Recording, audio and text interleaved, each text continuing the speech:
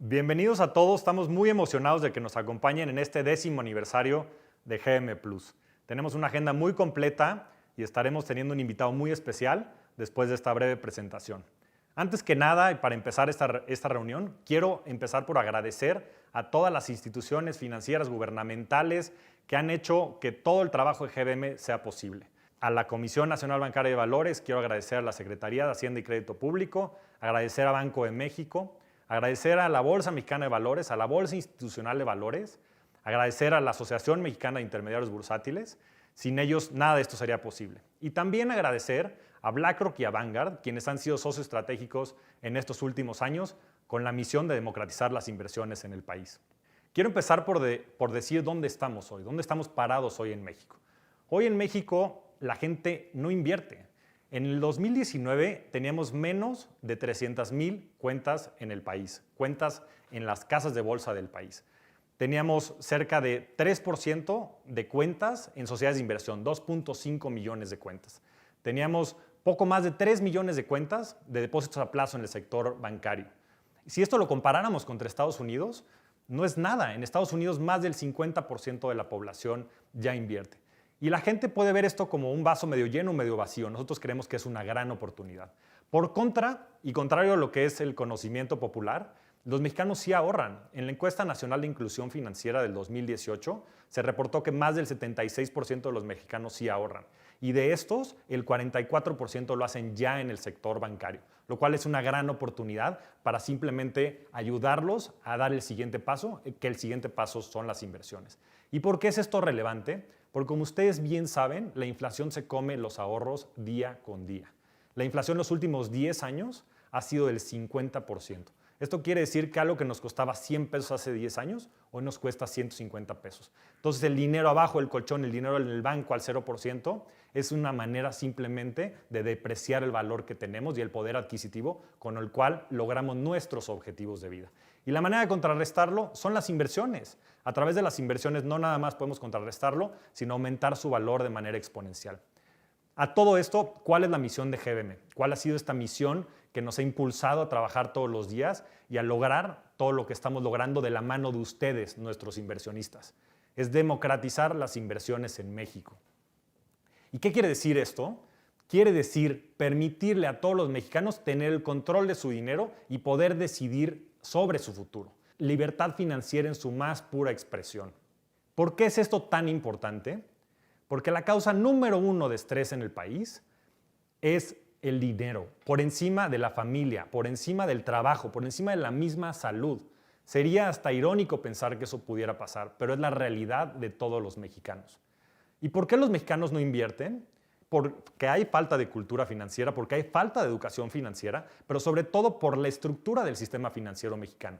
En México, más del 90% de los clientes, más del 90% de los usuarios, más del 90% de sus activos están dentro del sistema bancario. Y esto no ha permitido que se desarrolle el sector de las inversiones, que ellos impulsen el tema de las inversiones por encima del crédito, porque el crédito es su actividad principal. En otros países, como en Estados Unidos y países más desarrollados, más del 87% está controlado ya por los no bancos, solo el 13% por el sector bancario. Y esa es la gran oportunidad que tenemos por delante.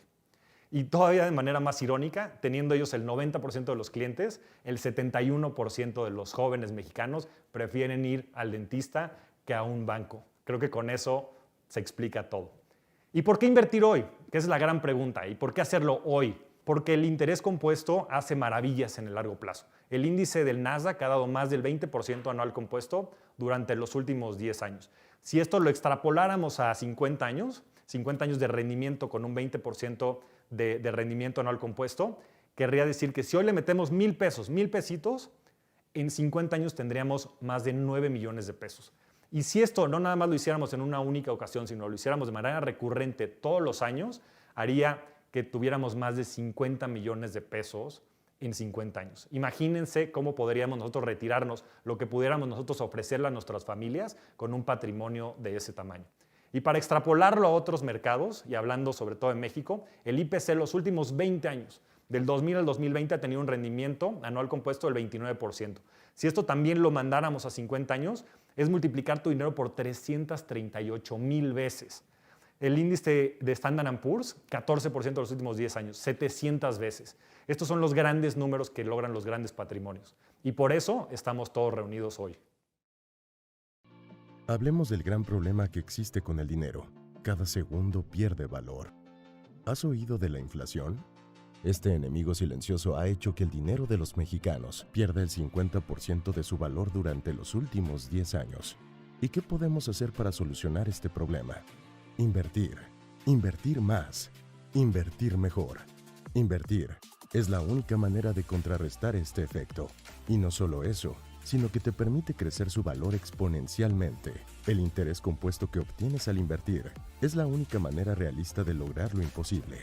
Detrás de la inversión está la libertad financiera, la única manera de ser dueño de tu propio futuro. Sin embargo, en México menos del 1% de la población invierte. Podríamos pensar que es por la falta de cultura y educación financiera, pero la realidad es que la estructura del sistema financiero del país ha impedido que la cantidad de inversionistas crezca. Los bancos controlan más del 95% de los usuarios del sistema financiero y han puesto sus intereses por delante de los clientes.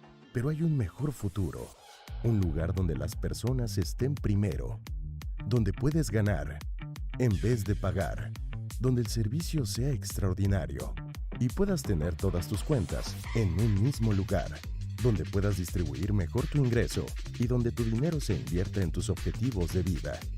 Dinero más simple, más inteligente, un lugar donde te cuiden y vean por ti y sobre todo, donde disfrutes ver crecer tu dinero, porque así debería ser el sistema financiero. Estamos reimaginando ese futuro, ya que invertir es más que una acción. Invertir es una revolución. Hoy en día no podemos imaginar un mundo sin la tecnología, más sabiendo lo que pasó en el 2020. Y GBM no es la excepción. La tecnología ha sido la punta de lanza para todo lo que hemos hecho y la punta de lanza sobre todo para masificar las inversiones. Y eso es una gran oportunidad. Nos da la oportunidad de transformar a México. En esta slide le estamos poniendo los datos de los mexicanos y del ahorro de los mexicanos. Hay 64 millones de personas en México que ya ahorran. De esos, 37 millones lo hacen ya dentro del sistema financiero. Y de esos, inclusive 23 millones lo hacen a través de sus aplicaciones móviles.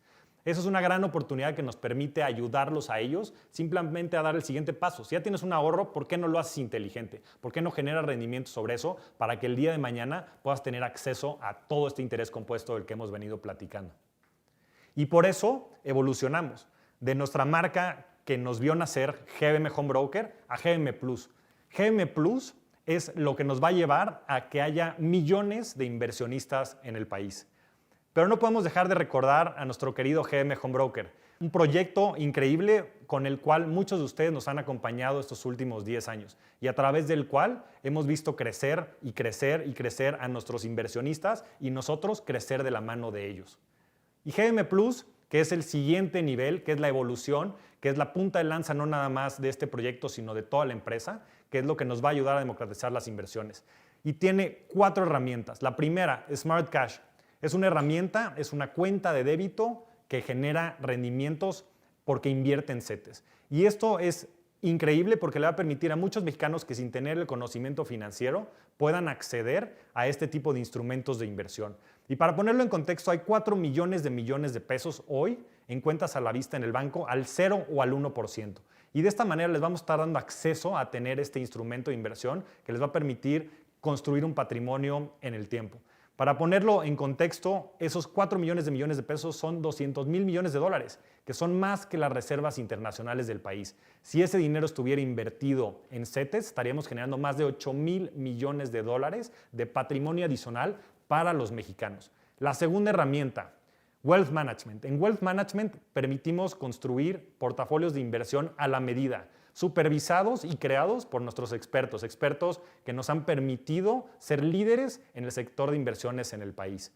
Y después las que ya conocen, Trading, que es una herramienta en la cual ustedes pueden tener acceso a todas las empresas que existen en el sistema internacional de cotizaciones, empresas como Amazon, empresas como Apple, empresas como Tesla, que nos permiten ser este puente de los mexicanos hacia el sistema global, hacia los mejores empresarios del mundo.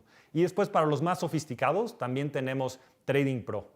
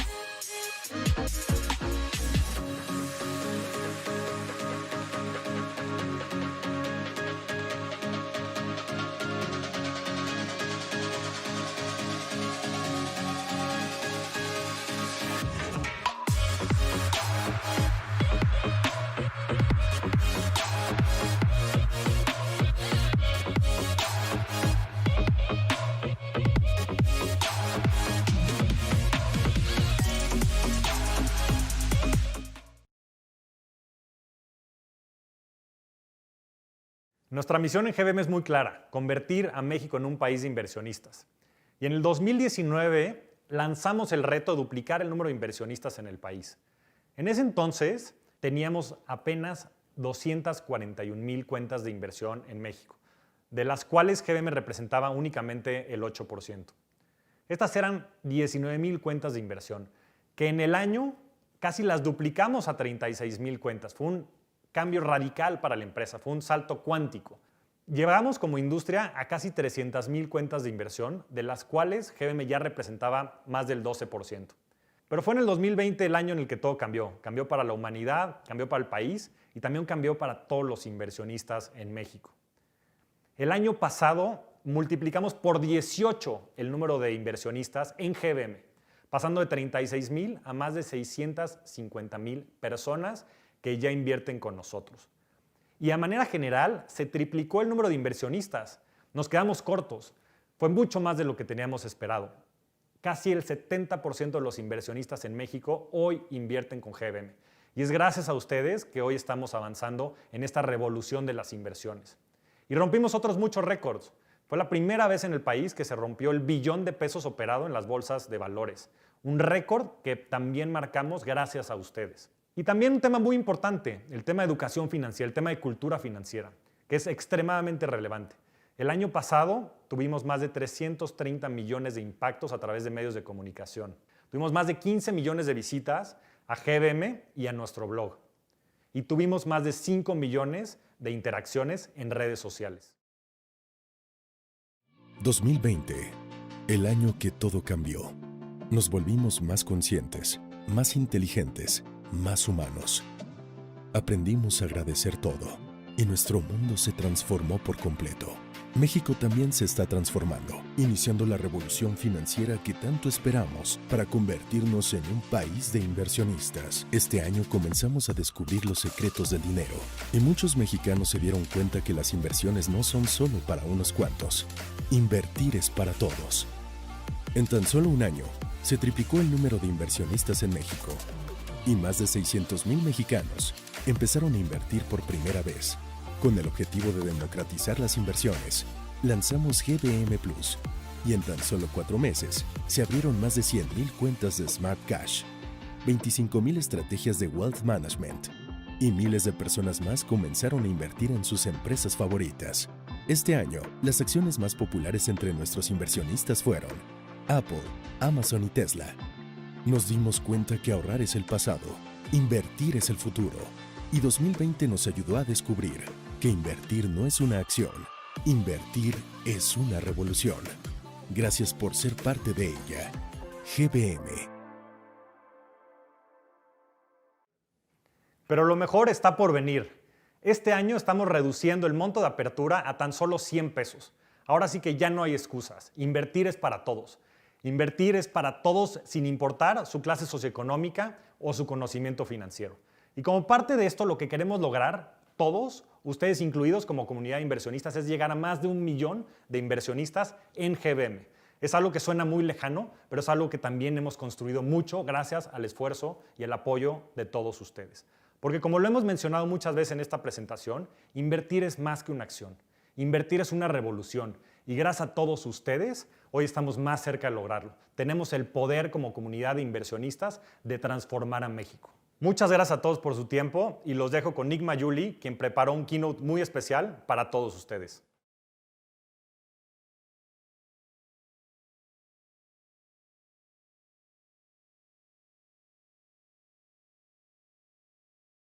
Hello, everyone. My name is Maggiulli. I am the Chief Operating Officer at Ritholtz Wealth Management, and I'm also the author of the blog of dollarsandData.com, a data-focused personal finance blog about investing and growing your wealth. And first off, I'd like to thank everyone at GBM for asking me to speak today. It's an honor and a privilege to be here for the 10-year anniversary of GBM Plus. And with that in mind, my talk today is actually about the future of retail investing and how to grow your wealth in the 21st century. And I've titled this talk, We Are All Investors Now. But before we talk about the future of retail investing, I think we have to talk about the history of retail investing. So to start this talk, I have one question for you. what was the first investment? So what was the first investment in human history? You might think, maybe was it gold? Was it a contract? Some point in the Middle Ages, someone maybe funded a trade route. I actually think the first investment in human history was food preservation. So this is a photo of some Native Americans who are hanging out buffalo meat to dry. And I think food preservation was the first form of investing because it's the first time in human history where people are taking something in the present to then be consumed in the future, which is kind of what investing is about. It's about giving up present consumption. They could be eating all this meat, they're not doing it, so that they can consume it in the future. But really, I mean, that's really the only form of investment we had 20,000 years ago, was basic food preservation, things like this. I think investing really started to change with the advent of agriculture. So once we had farming, we now could grow more than we needed. We had excess resources, we had a surplus. And I think that fundamentally changes the path of human civilization, and it changes how we think about investing. But still, even at this point, investing is like you're taking your excess food stores and you're storing them somewhere. And most of the time, this was done by people who were in power, kings, rulers, things like that. So this image here shows a Roman warehouse where wine, olive oil, grain would be stored. But remember, this is being stored by people with power. This is not like you and I back in this, if we were back in these days, we would not have our own warehouse, obviously. This was for people who were very powerful. They probably stored it for their armies, for their people, in case there was a famine or something. They would utilize these food stores at these points in time.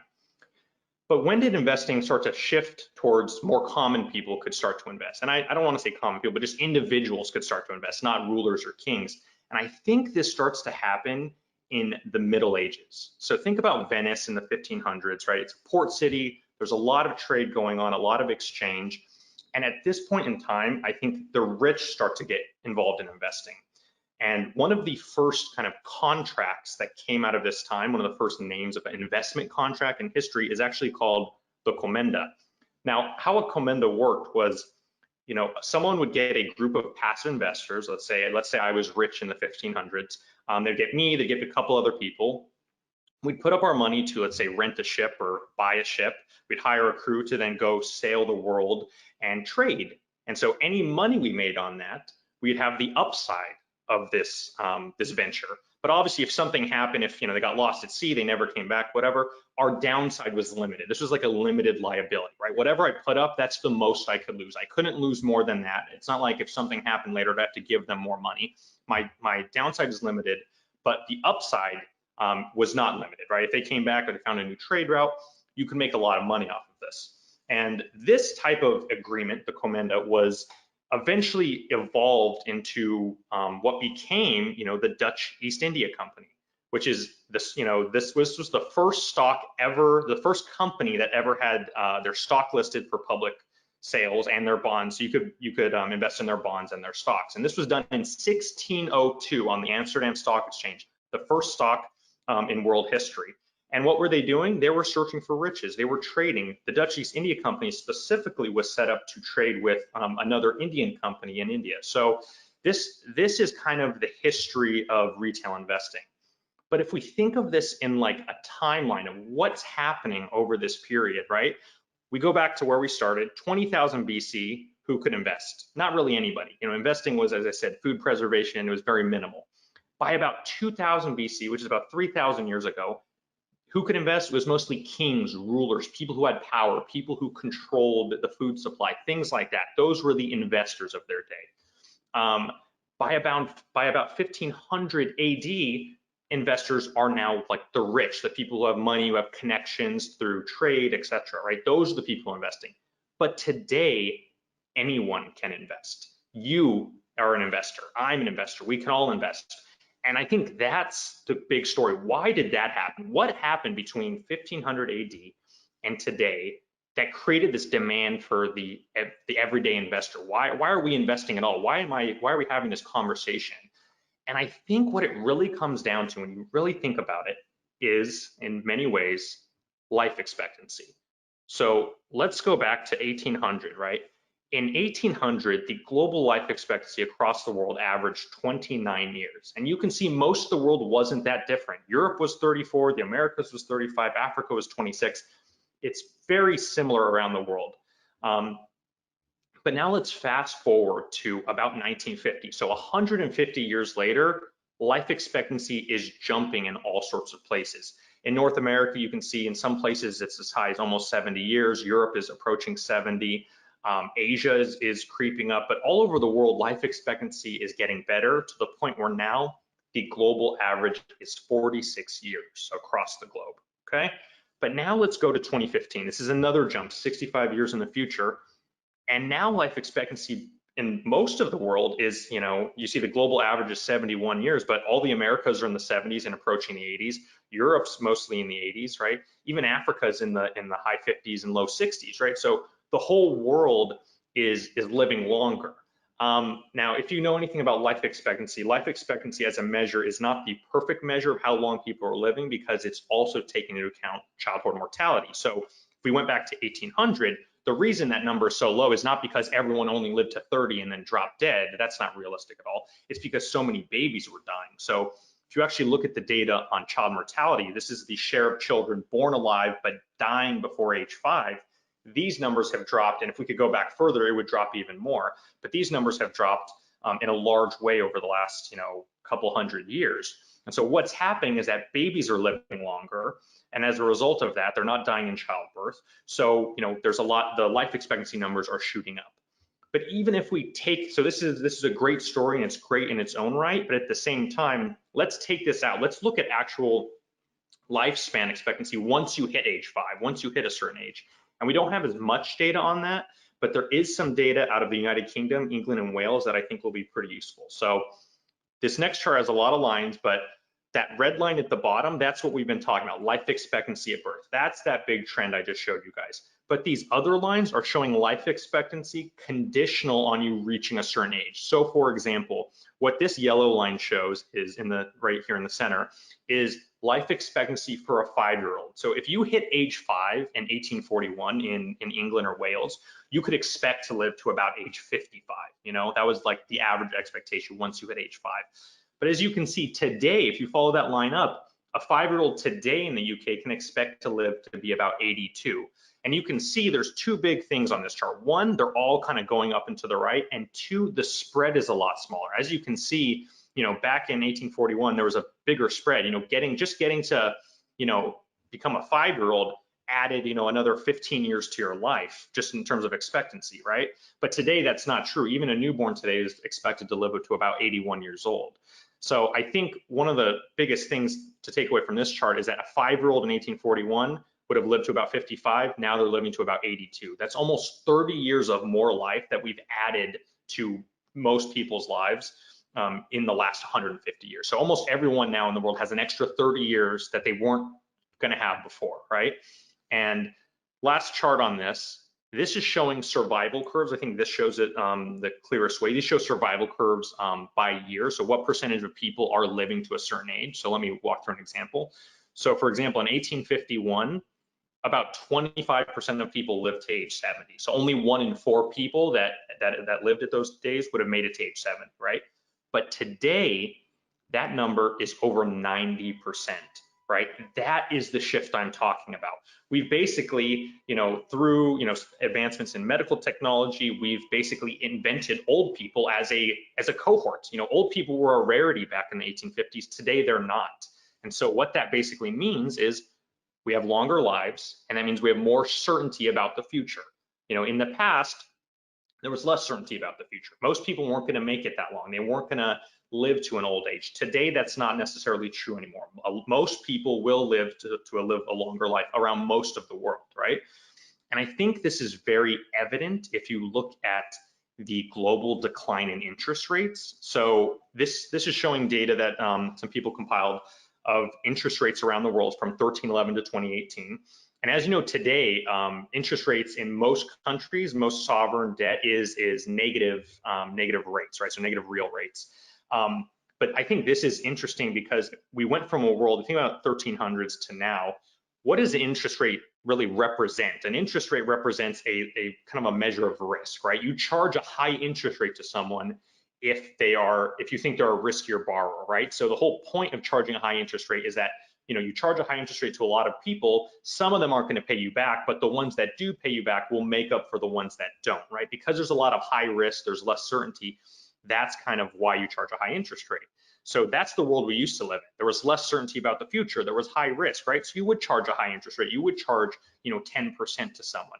But today we're in a world where there's far more certainty and there's far less risk about the future, about a lot of things. I think we've de-risked a lot of things, and as a result, you're seeing interest rates drop, right? And so that's the main kind of takeaway I want you to get from this. And so more certainty about the future basically means more demand for investing, right? And if you think about just retirement as a concept, just the idea of retirement, this wasn't something that existed a couple hundred years ago. I mean, most people just worked until they died. There was no retirement, right? But today there is this idea of, oh, you're going to retire and you're going to have investments pay you and all this. Because people have more life and more time where they can't work and save and do all that, they have more demand for investing. And so more demand for investing means more demand for things like stocks, right?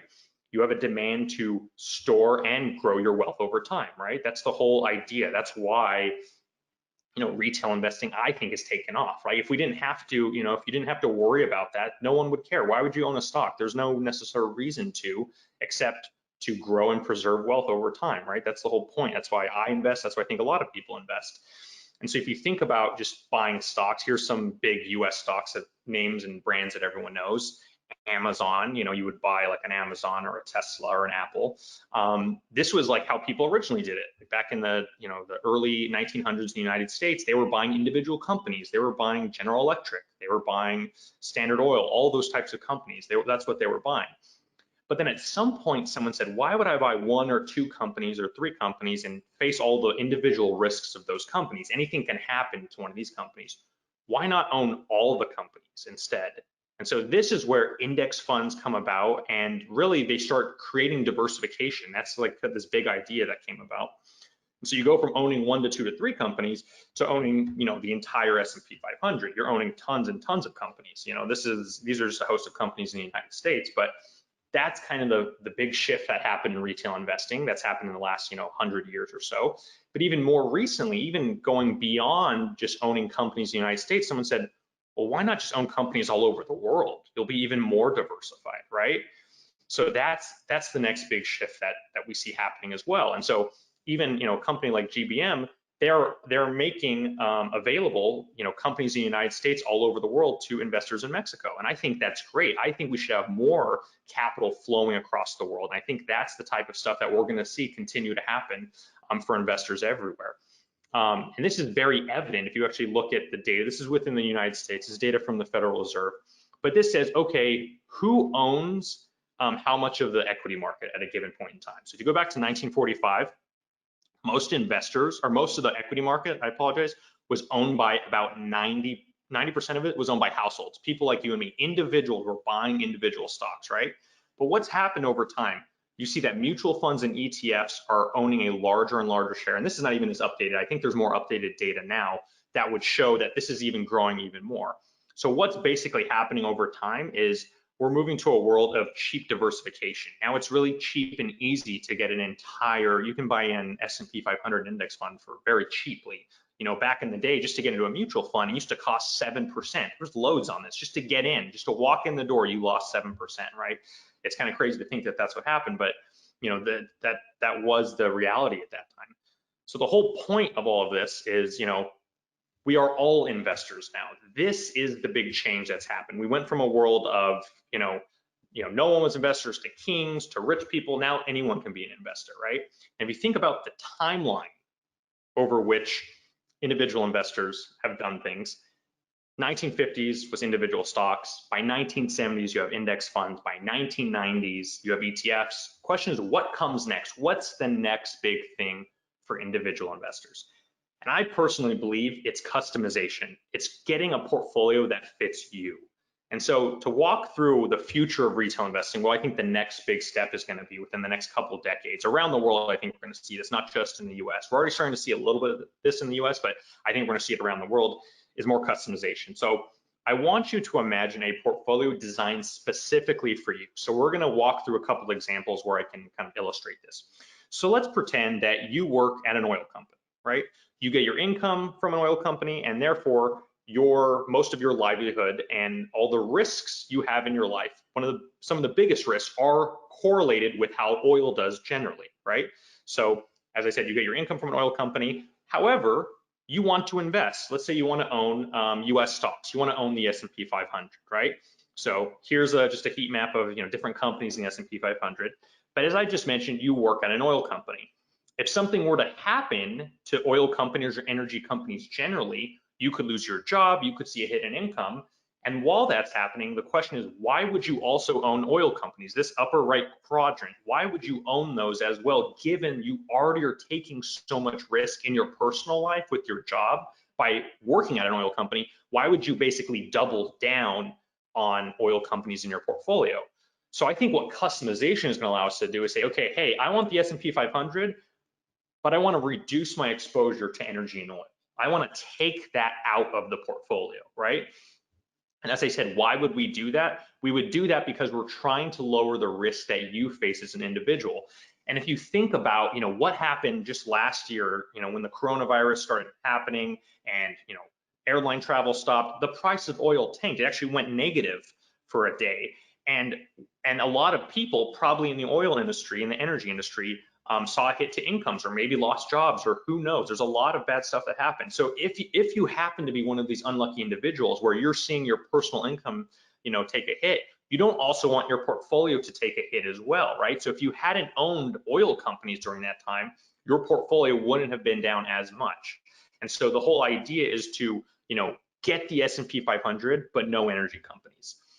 So that's just, one particular example of something that you might want to do as an individual investor. That's something that's customized, right? I try and fit the portfolio to your specific constraints of your life and the specific risks you're taking, right? Now, here's another example. Let's say you have a large position in a single stock. Let's say you own a lot of Apple, let's say you bought it in, 2015, even before that, doesn't matter when you bought it. You bought it a long time ago, and now you have a large gain there. You don't necessarily want to sell because there's tax reasons. I'm not, in the United States, there's a lot of taxable reasons why you may not sell a large stock. However, you still, now at this point, you have this big position, but now you kind of want to diversify a bit. So what's the best way about going about doing this? You want to diversify, so you want to own, let's go back to my example before, you want to own a broad-based version of US stocks, so let's say you want to own the S&P 500, but you already own Apple. So as you can see here and down in the center section here, Apple is one of the consumer goods companies. It's a luxury good, I'd say, but Apple is already in your portfolio, but you already own a bunch of Apple. So you're technically, as I said, kind of overweighting Apple as it is. So wouldn't it be better if we could give you the S&P 500, but without Apple, And more importantly, wouldn't it be even better if not only did I take Apple out, but I also took out or reduced the weight of companies that are similar to Apple. So let's just pretend right now for just this experiment, this thought experiment, that Google is similar to Apple. Let's say they behave very similarly. Well, then what you should do is you should actually downweight how much Google you own, and you should upweight all the other companies that are not like Apple, because the whole point is you want to reduce the risk that you already have. You already have a lot of risk to Apple since you own it. So by reducing the risk, by reducing the exposure to Apple, you're kind of getting rid of that risk. So as I said, I think the future of retail investing is customization.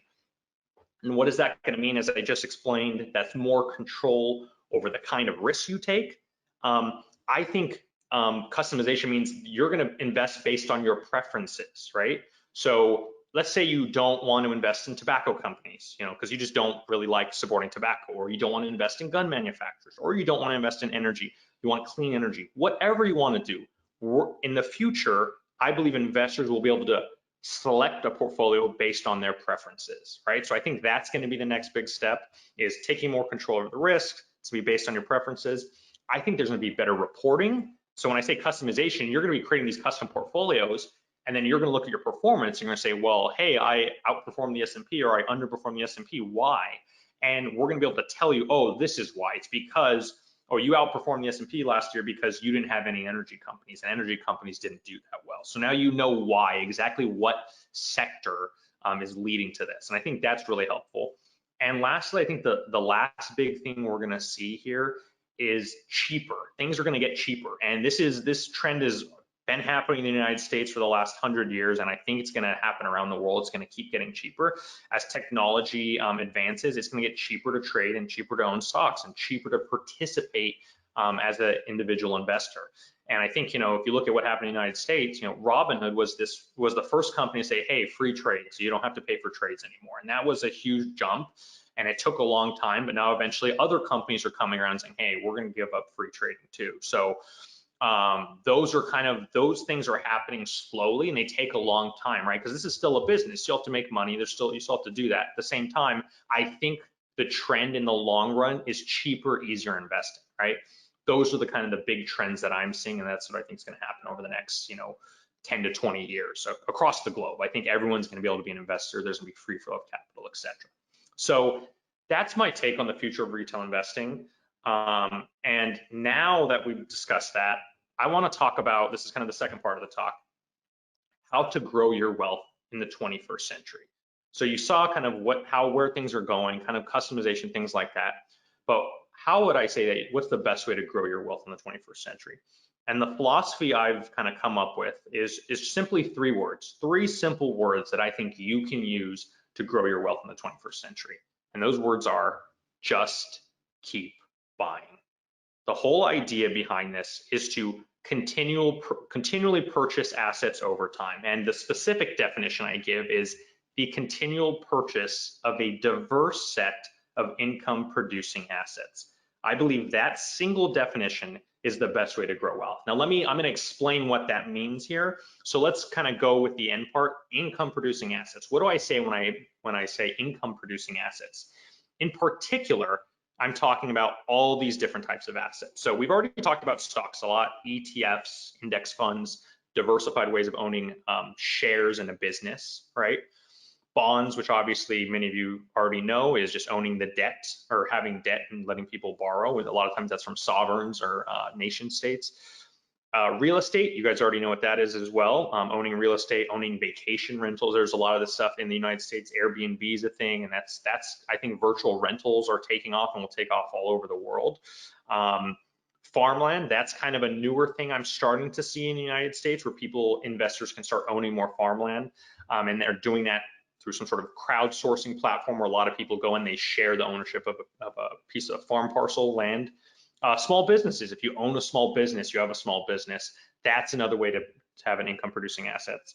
And lastly, royalties. So if you own, film rights, music rights, anything like that, where every time there's a listen or a watch, you get paid, right?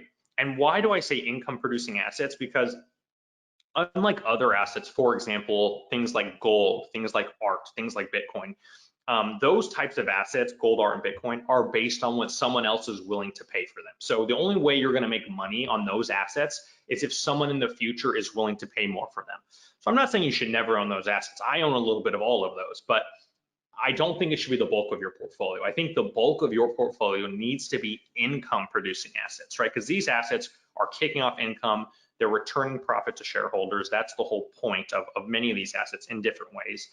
And that's kind of what I focus on, and that's what I think is, the best way to build wealth. So as I said, 85 to 90% of your wealth should be in some of these asset classes here, and the other 10 or 15% can be in things, as I said, like gold, art, Bitcoin, etc. I would call those alternative assets that aren't necessarily income producing.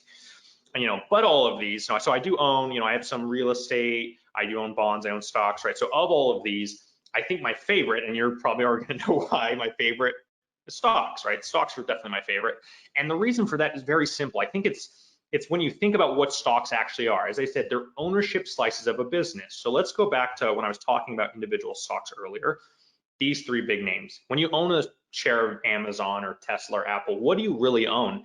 And you own it in a very, very small way, the labor of all of the people working at those companies. So in some small way, you own the labor of Jeff Bezos, you own the labor of Elon Musk, you own the labor of Tim Cook. So when you own these stocks, they all work for you. That's exactly what owning these stocks means. They are working for you in some very, very, very small way. They're working to make you richer. That's exactly what they're doing because they're trying to grow they have their own incentives to grow the business and to bring more profitability and to become bigger and grow and all that. So when you own even through an index fund or however you own it, you are taking part in that ownership of their labor basically. And so once you do that, those are just individual stocks. But now imagine owning, as I said, the entire S&P 500. Now you own the labor of all of these people and all these companies across, the United States. They are all working for you, right? In some way or another, they are. And they're working to make you a little bit richer. That's the whole point, right? But as I said, we can keep taking this analogy further. What happens when you own stocks from across the world? Now you have people across the entire globe working to make you richer. And that is just thinking of the world now, and when you buy stocks, that's what's really happening, right? And I define it as you own the economic output of human civilization, right? A very, very, very small share, right? Even if you're very rich and you own a lot of global stocks, you still only own, relative to the whole world, a very, very small slice.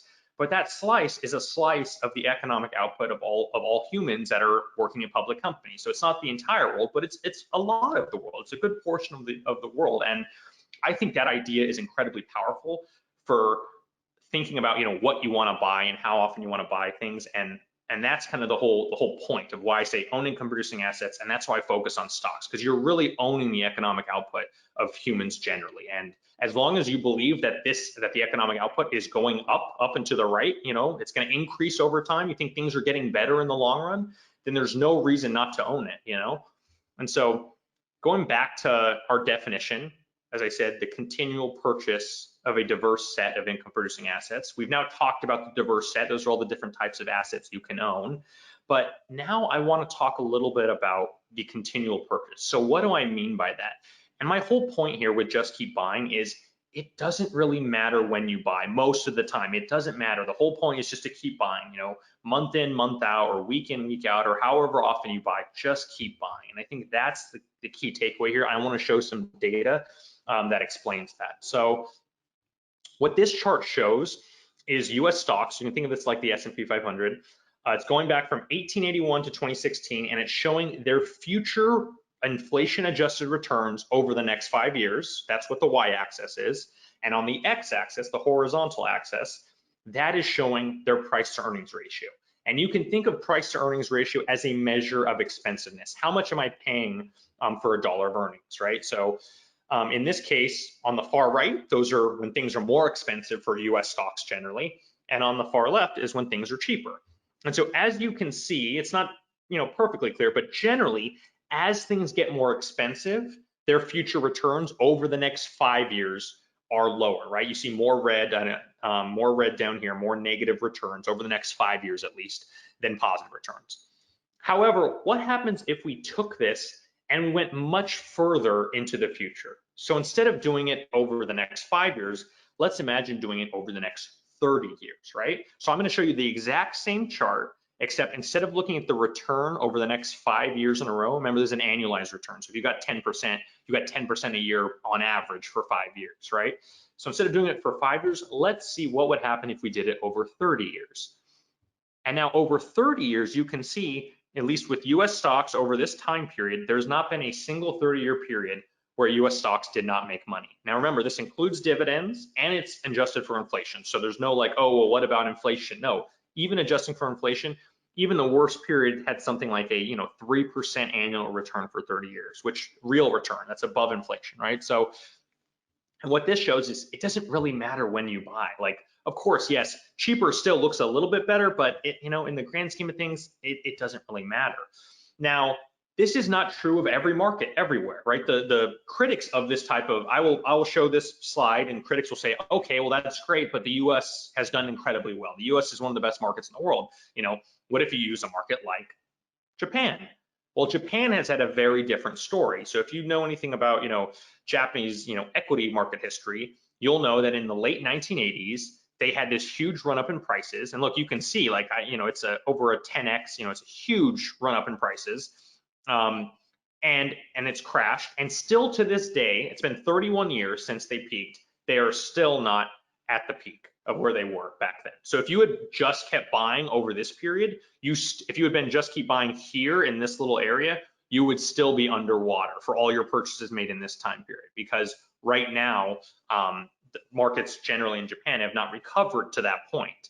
You know, and that's a fair argument. I get it. I understand the argument. At the same time, my counter argument is that Japan was the most expensive market ever. It was the largest asset bubble in history. So using Japan as this counter argument against just keep buying and, you know, buying over time is like you're just using the absolute biggest exception, the biggest outlier in history. And this chart shows this. So this chart comes from an investor named Meb Faber, and what it shows, as you remember, I talked about this PE ratio. This is the idea of how expensive something is. So 100 is expensive. You know, down here in the 10s and 20s, it's less expensive relatively.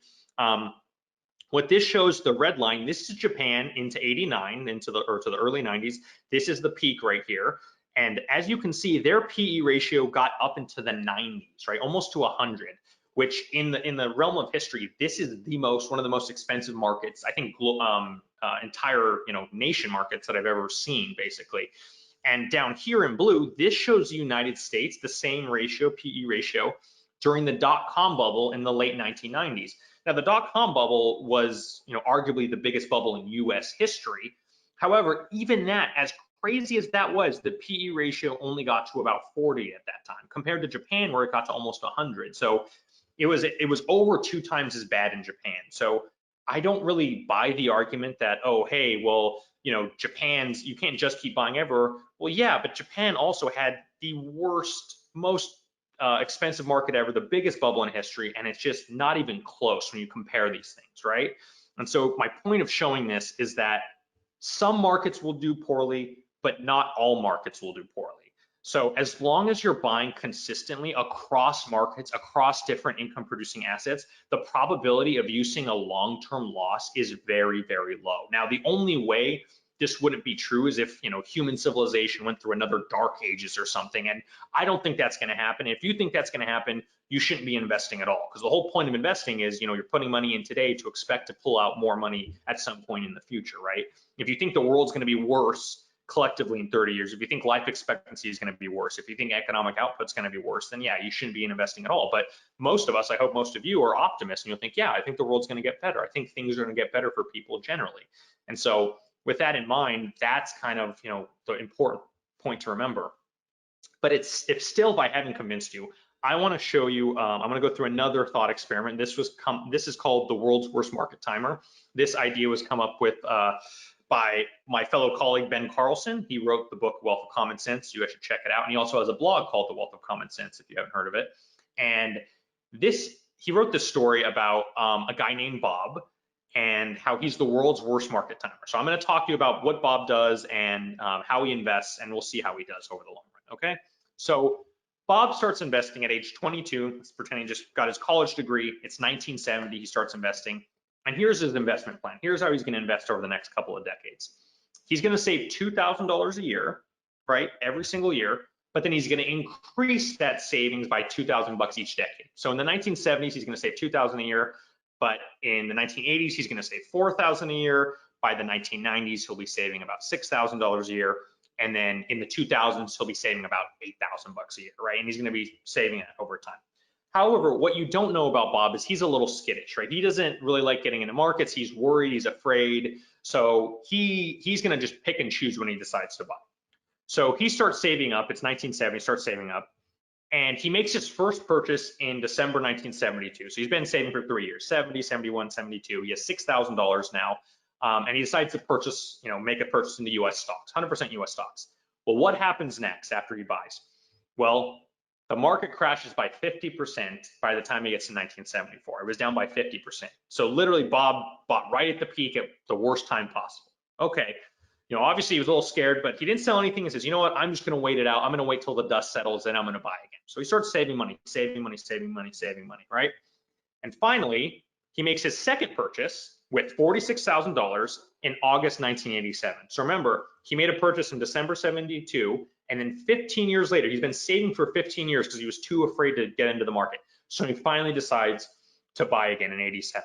Well, if you know anything about US market history, right after the market crashed in October 87 by 20% in a single day. It was the worst day in US market history, but basically he bought before another crash. Once again, Bob didn't sell, but he was skittish. He's like, oh, I don't want to put any more money in. I'm going to wait. So now he keeps saving money, saving money, saving money. And, in the mid 1990s, the dot-com bubble starts to happen. He's seeing stocks go up all the time. He's like, you know what? I finally got to get in. So after saving for another 12 years, he's now saved about $68,000 at this point. He decides to buy in December 1999.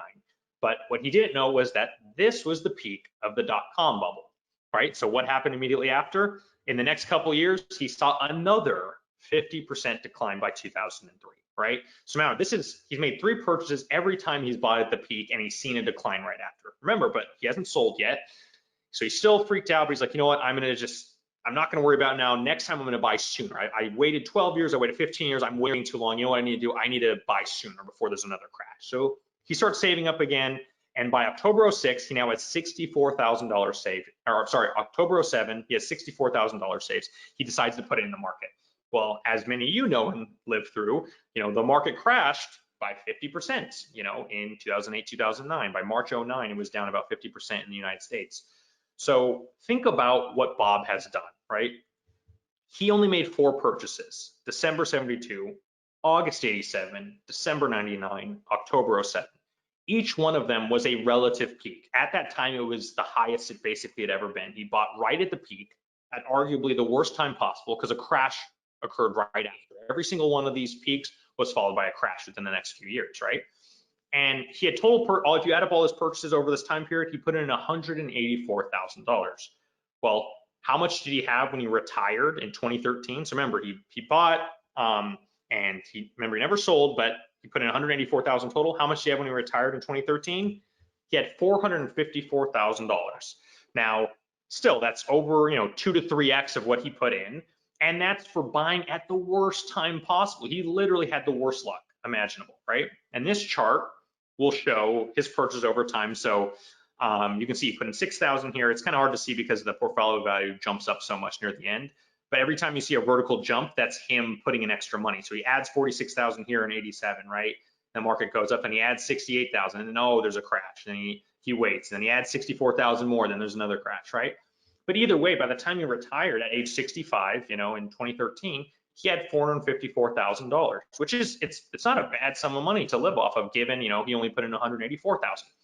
However, what was Bob's secret? What was his secret to his success? He never sold. That's the key point here. He never sold. However, remember, he ended up with 454,000. What if he had bought each month instead? What if instead of him buying only at these peaks, making these 4 individual purchases, what if he had just put money in every single month? He said, I'm not going to worry about, when I'm going to buy. I'm just going to buy every single month. What would have happened instead? If he had done that instead, he would have ended up with $931,000 at retirement. The same money and the same 184,000 put in, except he just bought every single month.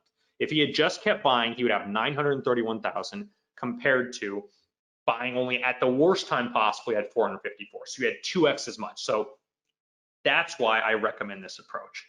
That's why I say to just keep buying, because especially today, it's easier now than ever before. I mean, technology is allowed for this. Technologies like GBM plus, there's all sorts of technologies around the globe that are allowing easier financial transactions. And in addition, this entire philosophy is backed by data. I have data that can go, and you can see this in markets across the world. Now, it doesn't work in every market all the time, but in the long run, it works in most markets. So as I said, as long as you own a diversified portfolio, you're going to do well over time. So in the 21st century, with the technology we have today, everyone's an investor now, and anyone can follow this approach to just keep buying. All right, well, thank you for your time. And I just want to say, once again, thank you to GBM, and happy 10-year anniversary to GBM Plus. So, gracias. Muchas gracias, Nick. Esperamos hayan disfrutado mucho esta presentación. Muchas gracias a todos por acompañarnos. Invertir es una revolución, y esta revolución es de todos ustedes.